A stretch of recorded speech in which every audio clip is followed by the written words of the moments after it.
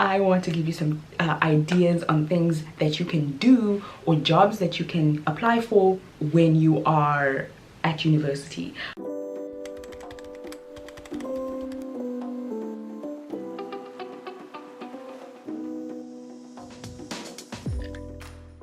What I will say before I say this is that you have to be strategic, and you have to be smart, and you have to be deliberate about trying to get these jobs. There are not that many on your campus. On most campuses, there are a lot of students who are struggling financially who are also gunning for these jobs. And so you have to, you know, get a good CV, go to your careers department, have them help you put together a really good CV, a really good resume.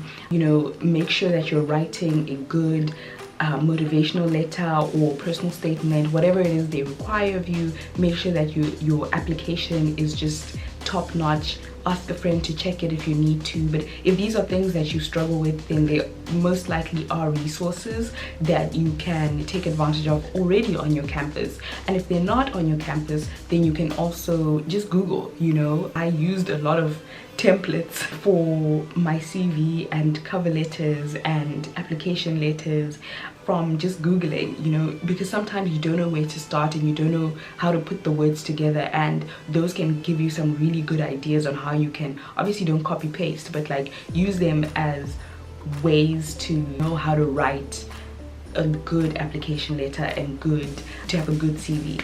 And then also, you know, start early. If you know that next year you're in your first year now and this has been a tough year, and next year you really need a job because your financial situation has worsened or whatever the case may be, but you need this job, then go to those offices, start asking now, do you guys need a student to do this and that, or when do your applications open? Make sure that you're on the ball. A lot of the calls for people to apply for certain jobs are very insular, they're very department centric, and so they might put up a poster somewhere, you know, a month before the deadline for the application in the department. But if it's not somewhere that you frequent a lot, you may never see it. And so you have to be, like I said, deliberate. You have to look for the vacancies in different places, and sometimes that requires you to go and ask. Sometimes a person doesn't know they need someone to do something, but if you have a good relationship with, you know, staff members, administrators or lecturers, then that can really serve as a platform from which you can then get jobs within the university space. So some of the jobs that you can get, the obvious ones are the TA-ship or tutorship, right? Because you are in an academic space. I like that job, and I'm starting with it first because number one, it's the hardest one to get for a lot of the time, but it also pays the most a lot of the time, and it's got the added benefit of giving you teaching experience. So if you end up going into academia in future, then you have teaching experience. That's more for the teaching assistant jobs.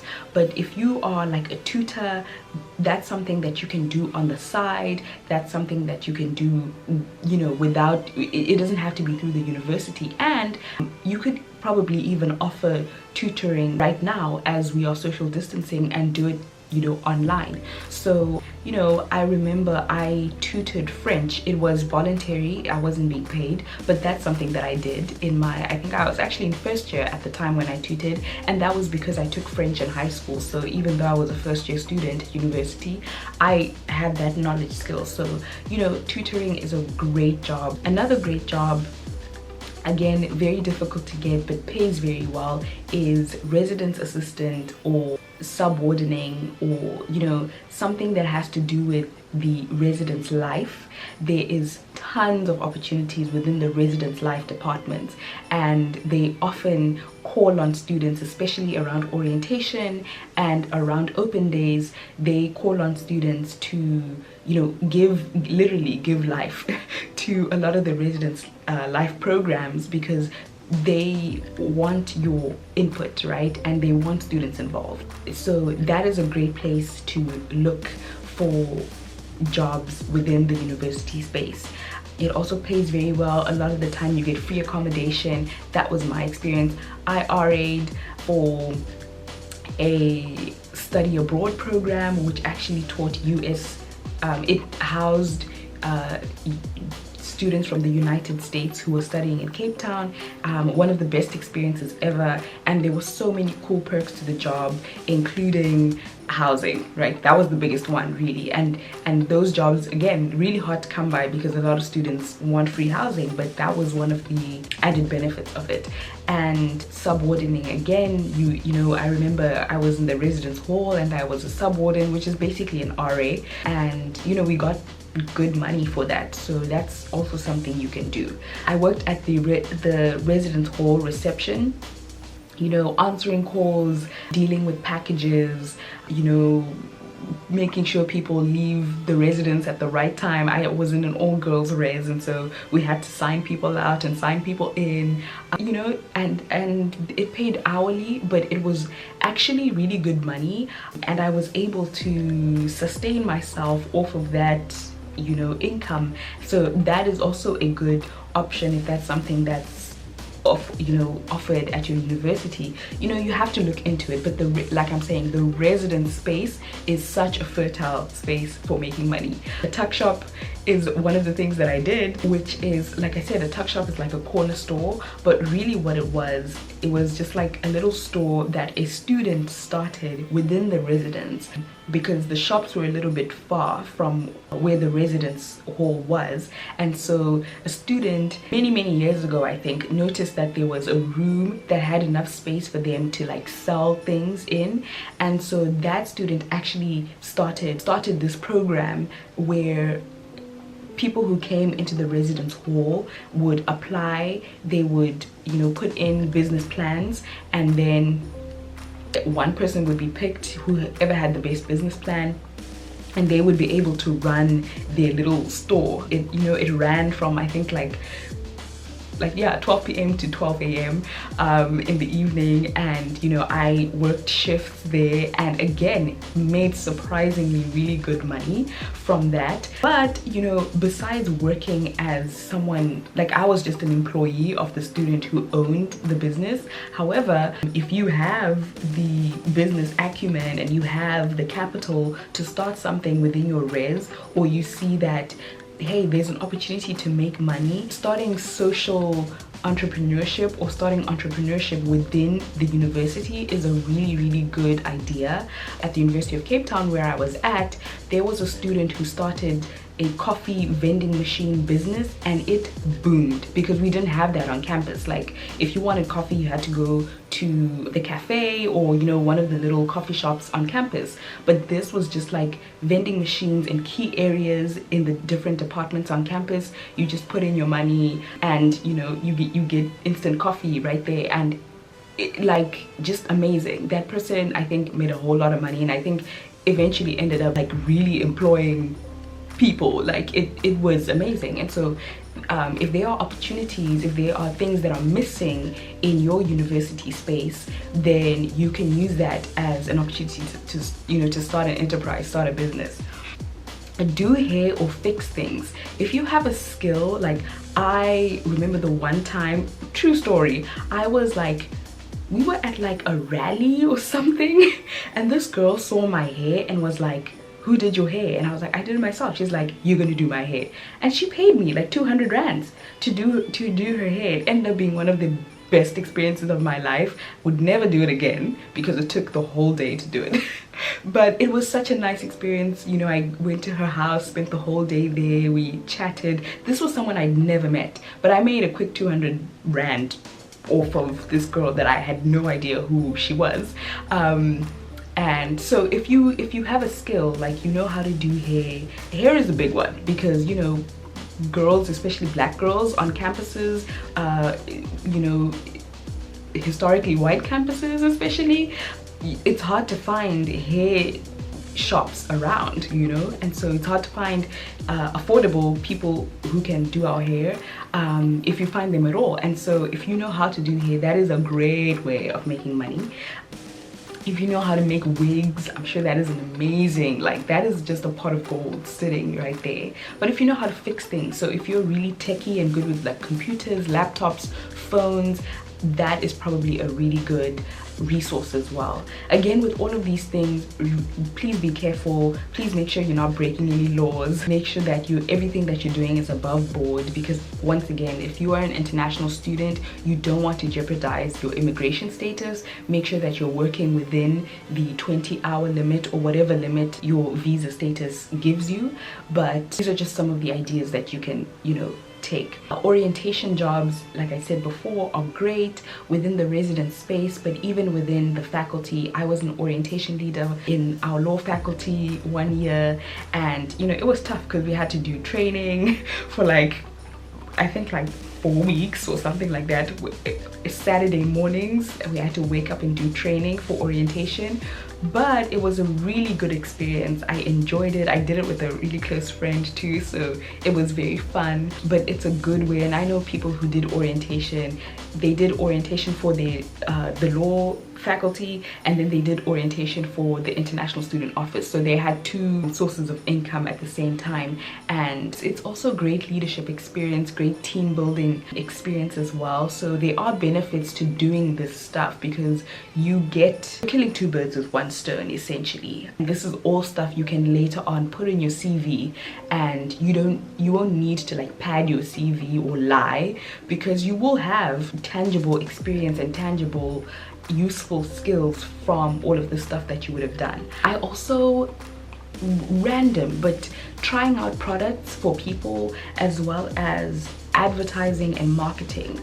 A lot of companies would come and market their products on campus, and they would employ students to give out flyers. It's really tedious. It's not the coolest job in the world, but it makes a quick buck in a safe way, in a safe environment. Doesn't take much of your time, and depending on the company and how many shifts you work, you could make a few dollars. I also randomly again just saw this advertisement for they wanted us to test out Samsung tablets, and they were doing a study about Samsung tablets. I don't know what the study was for, but they were giving us money for that experience. I think they gave you the tablet, you signed a document, a waiver or whatever, and then we tried it out for a week or week and a half, and then they gave us money, and then eventually we had to give back the tablet. But I was paid for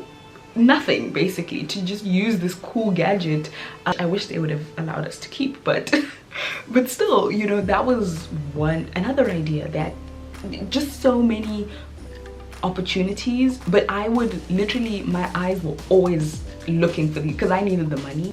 So in some ways it feels like it was coincidental that I would find these opportunities, but I think it wasn't, because in the back of my mind I was always looking for an opportunity to make money. And jobs to do with student governance and student administration are great jobs to look out for as well.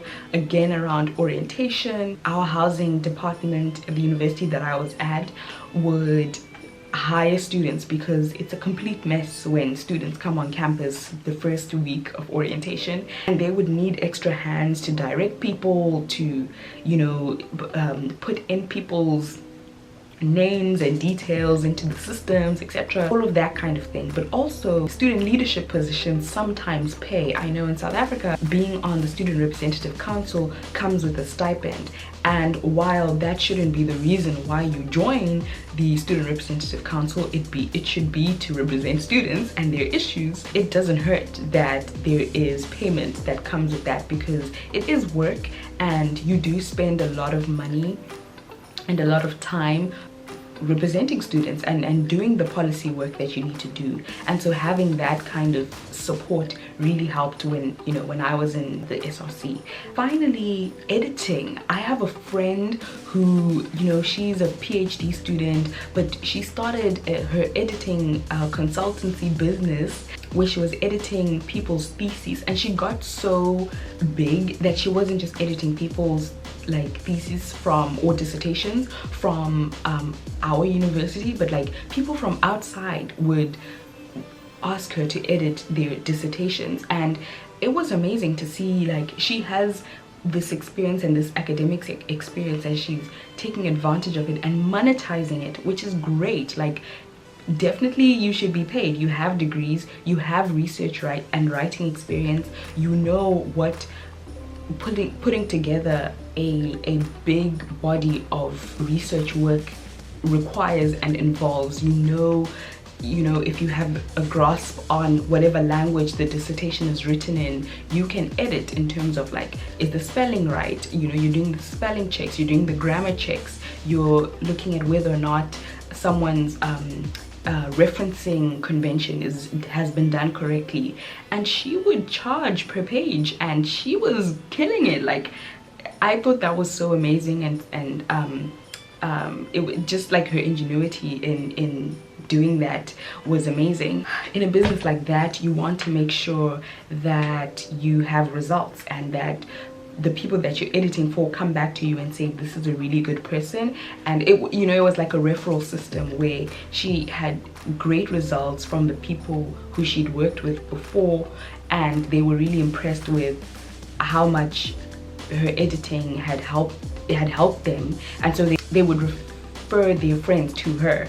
And yeah, so that's also a really good option for trying to find work on campus. Those are just some of the ideas. I'm sure there's a lot more. If you know any other things that you can take advantage of on your campuses to make a quick buck, or not even a quick buck but a lot of money, then as an international student, or you know, just as a student, then put them down below, because I really want to create a community around academia and the university experience and the college experience, because that is my reality. Like, I've been in university for what seems like too long, but you know, as a result of that, I have really learned a lot about surviving university life and how hard it can be, how lonely it can be. And I think we can only make each other stronger by being honest about the experience, sharing the diverse experiences that we all have in this space, and then giving each other solutions as to how we can move forward. So I hope you guys found this helpful. Again, if you have any other tips or any other ideas, put them down below, and we can start a conversation around financial precarity and how we can get over that. I think trying to find jobs on campus is just one way in which we can get through that. It's more of like an immediate solution. However, it's not the long-term solution, and we need to be thinking about ways in which the academy needs to transform to be more inclusive of people, and to not, well, to decommodify education essentially. But again, you know, that's a whole other conversation, a whole other video, and probably more appropriate as a dialogue or something, rather than, you know, just me talking at you. So, yeah, thank you guys for watching. Thank you for coming to my channel. Thank you for the new subbies. Please tell me what you want to see more of, and I will try to make those videos. I say I will try because, again, we are under very unusual circumstances right now, and we are all trying to figure out what being in university is going to look like going forward. But I think we should just stay positive. We should work on the assumption that things will get better and will go back to normal, or we will find a new normal that works for us all. Remember to comment, like, and subscribe, and click the notification bell, because then you will know when I upload the next video. And I will see you guys in the next one. Bye. Mwah.